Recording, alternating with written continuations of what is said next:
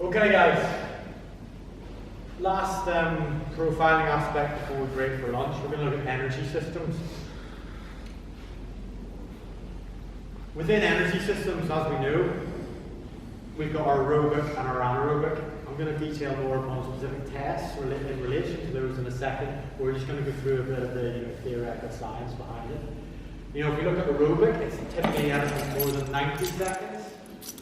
Anaerobic could be anything from 2 or 3 seconds all the way up to 90 seconds. So you can think of all aspects of that. Obviously your sprint aspects there, you're probably working for 5 seconds, or all the way up to, imagine you were to pick, say, the walk bike or the air dying, etc., or the skier. You could obviously still be working in anaerobic or aerobic depending on the length you choose to work at. So within aerobic, you're looking at aerobic metabolism with the oxygen transport chain being key to how that works.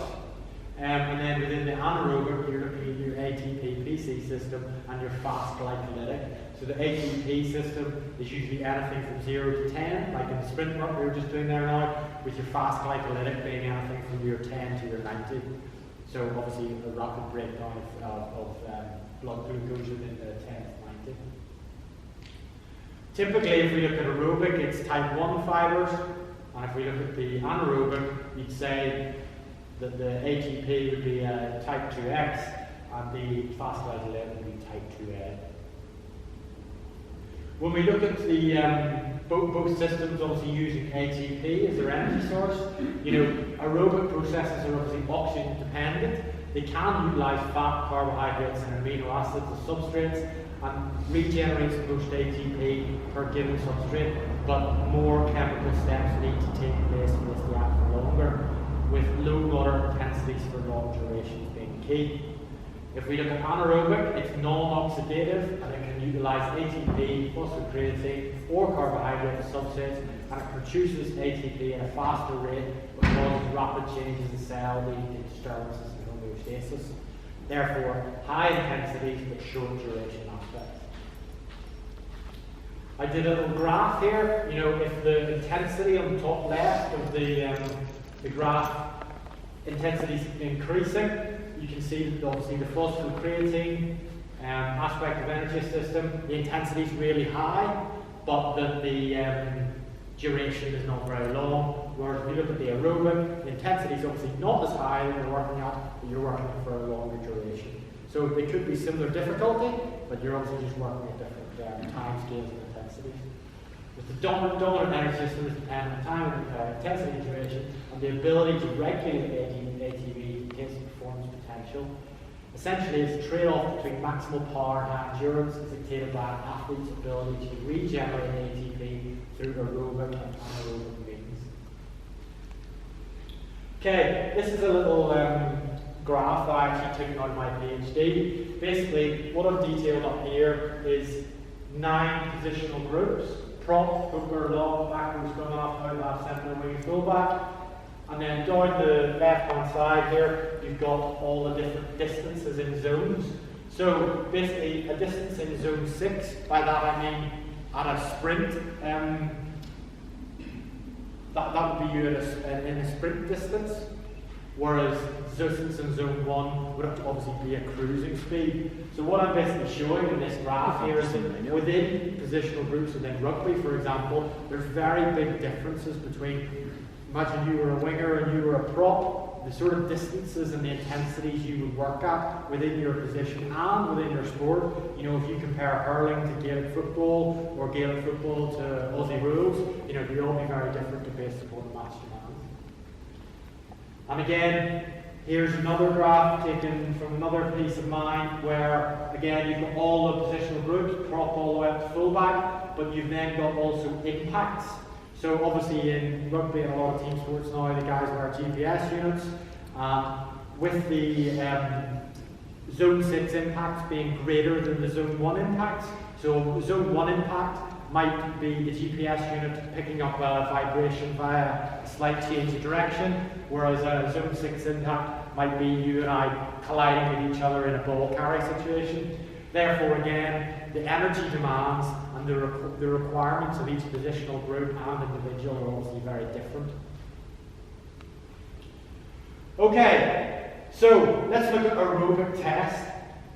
We're actually going to run this in a minute, and this will be our first sort of test that I'm going to discuss, but it's the only test we're actually going to set up today and run as ourselves. So basically it's the yo-yo intermittent recovery 2 test. It's an aerobic test that's used by lots, everyone's smiling, it's used by lots of team sport scenarios. It's obviously a great test of aerobic performance. Typically, it's performed using a bleep test software. I've obviously got the software on here, we'll do it. Why? This test evaluates an individual's ability to repeat intervals over a prolonged time period. You know, shuttle runs just like you would do in a football, Gaelic, rugby, whatever. The longer you go for, the better you go for. Typically performed by team sports, tennis players, etc. Elite scores, I'll talk about in a second. So essentially, it's a 20-meter track marked out like this. You run out and back, then you have a recovery shuttle for 10 seconds, then you're back into it. And obviously, as you go further through the test, the beeps get shorter and it gets difficult. So the longer you can last, the better aerobic endurance you have. Okay?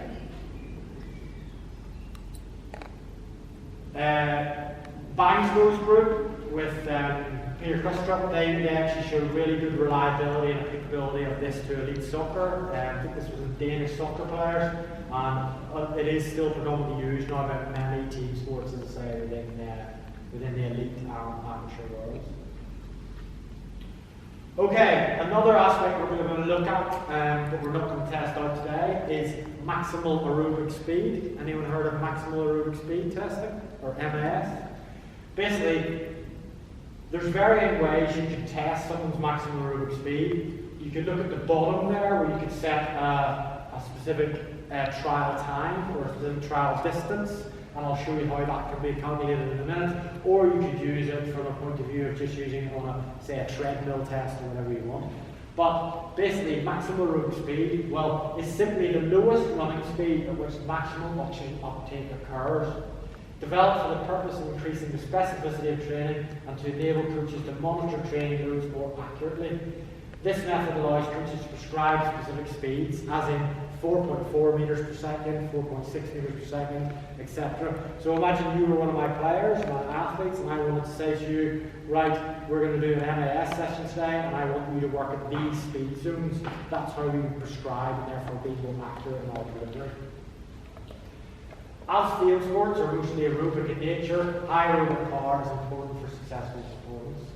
So there's varying methods about how you can calculate MAS, but the most simple one for me, for you guys to work out, for example, would be, see my simple method on there? Imagine again, I'll pick on you, if you were one of my players, and I said, right, we're going to do a 1200 meter continuous run.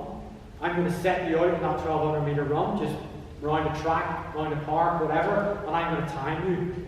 Basically, that's going to give me your 100% MAS, what it takes, how much you'd be working at your aerobic potential to get 100 MAS. Therefore, from then, I can calculate higher MASs and lower MASs off that, as I've detailed them earlier.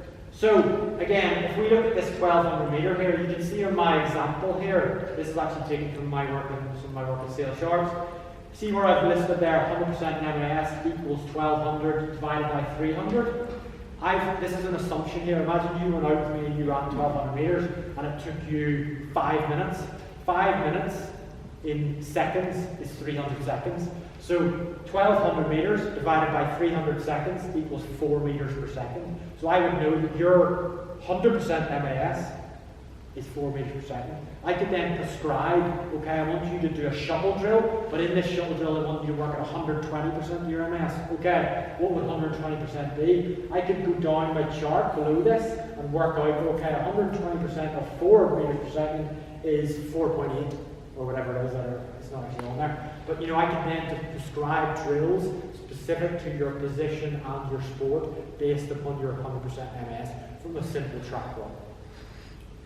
Considerations within that: accurately assessing true MAS can be difficult, as some athletes can run faster and longer despite achieving their VO2 max.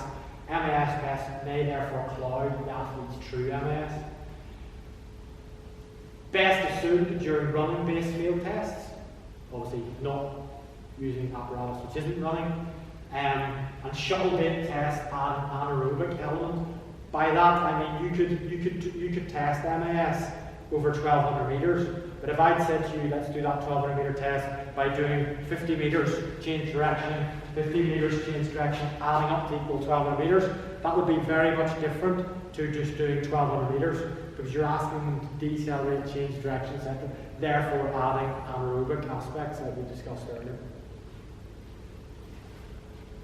Here's just a couple of nice representations of MAS from some sports. So some of this data was taken from a while ago, but you can just see the varying MAS abilities across sports. No surprise, middle distance runners have the highest MAS.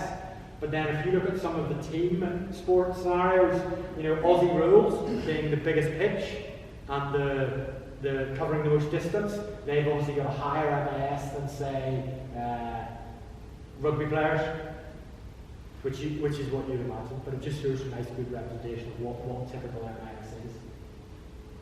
Okay, this is a little video of explaining what I said sort of in simple format.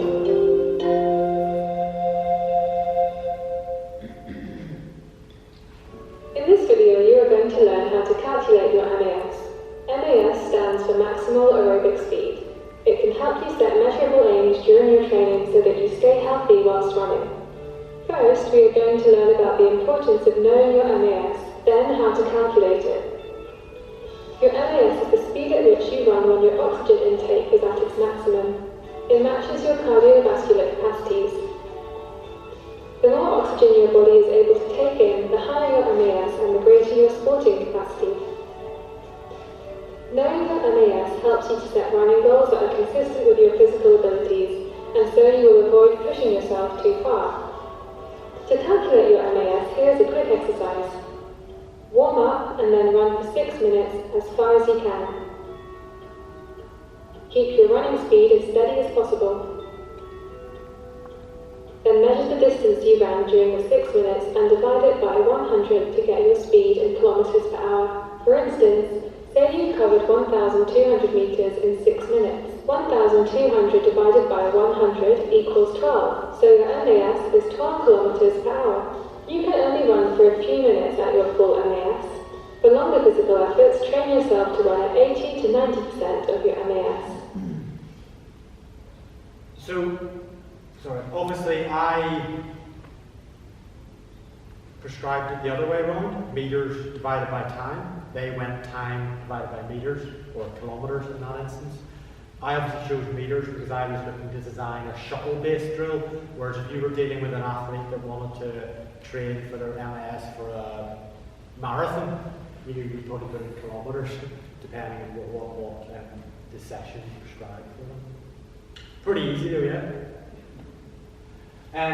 Again, this is a nice bit of research by actually my PhD supervisor. He looked at the relationship between MAS and actual distance covered in games. Because imagine people who were doing the most distance in games, professional union games, were not actually the people that had the highest MASs. Well, then it would make you think, well, is MAS testing actually reliable? Well, as you can see by the nice straight line there, it was.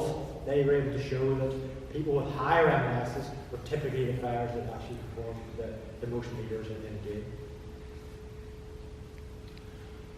Again, there's more research out there sort of showing predicting MAS through set distance time trials, and the research really supports the evidence of present. Okay, anaerobic tests. We've obviously discussed 2 aerobic tests, now we're going to look at anaerobic tests. Anaerobic moments during team sport match play often key in deciding scoring outcomes. Balance between aerobic and anaerobic qualities therefore key. What we're going to look at here is a repeated running anaerobic sprint test. So it's 6 maximal sprint efforts separated by passive recovery of 10 seconds. Now when I say 6, I don't mean 1, 2, 3, 4, 5, 6 rest. I mean 1 rest, 2, rest. Yeah? So it's a typical anaerobic test, but it's asking you to perform for a short period of time and recover for a short period of time. Queries on that though is, sport-specific anaerobic tests. Should it all be straight line? Should there be a change of direction element in it? Or should it all be running? Obviously, if you were to look at, say, a wind gate test, who's heard of the wind gate test? Wind gate's obviously an anaerobic test, but the transferability of it to, say, a team sport scenario where you're predominantly running can be questionable. But again, reliability of validity of running the RAST test, as they call it, has been shown. With, as you see there in the conclusion, the RAST is a practical field test to evaluate estimated levels of average anaerobic power. However, the results show that the RAST is not sensitive enough to detect strongly individual changes below 20%, and therefore not recommended to continue monitoring the individual's anaerobic power. Again, that was a recent publication, but there's no evidence done. Okay, if we look at a phosphate test, phosphate, as we know, is an even shorter time period of our anaerobic element. Here would be a phosphate test you could set up. Again, anaerobic demands during sport are supported by a variety of energy systems, phosphate being one of the anaerobic, and phosphate being key and linked to power production. This test here, you see you start down at the bottom here with the start one. Basically, it's traditionally 7-second sprints. So you go for as far as you can in 7 seconds, and then you've got 23 seconds to recover. So you start at start 1 there, you accelerate for 7 seconds, then whenever 7 seconds, coach whistles on 7 seconds, you walk for the next 23 seconds until you hit start point 2, then boom, come back again. The reason why they choose 7 seconds is because that is the time period you're looking at for phosphate energy system. If it was 10 seconds, it would be too much. If it was 3 seconds, it would be too little. 7 seconds is a rough guide. The reason why it's 23 seconds recovery is to make it easy for coaches. So that you can just be there with your watch and go every 30 seconds you're going. You don't have to be watching them run, calculating how far they ran in 7 seconds, but then also looking at your watch going, oh no, when do they go, and then you get confused. All you need to know from your watch is they're going every 30 seconds. Really simple test. And then basically how they calculate from that, it's the drop off in distance is calculated by subtracting the distance covered in the last sprint by the distance covered in the first sprint, as in what is the deficit. So imagine in your first 7 second sprint, you sprinted 80 meters, which is probably unlikely. 80 meters is quite long in 7 seconds. And your last sprint was 60, what's the deficit? Work it out from there. Again, considerations on that, how sport specific is it? Could it be relevant for tennis? Well, maybe you wouldn't run that far in tennis. Is it relevant to rugby? Yes, maybe, but then the positional considerations within that. A winger may be asked to do those sort of meters in 7 seconds, but would some other positional groups? Probably not. And again, there's some more good papers out there on sort of energy system contribution and anaerobic tests that exist. But essentially, that's how your phosphate test would look with your start point and your end point. Okay, right. We're going to go on to our yo-yo. Now, what we're going to do, as we know, our yo-yo is a 20-meter shuttle there and back with a recovery 10 seconds between that, which is basically going to be just a 5-meter walk and back within the time point. Who has done the yo-yo before? Yeah. Usually. Yeah. So you'll be the person. That means I'm excited.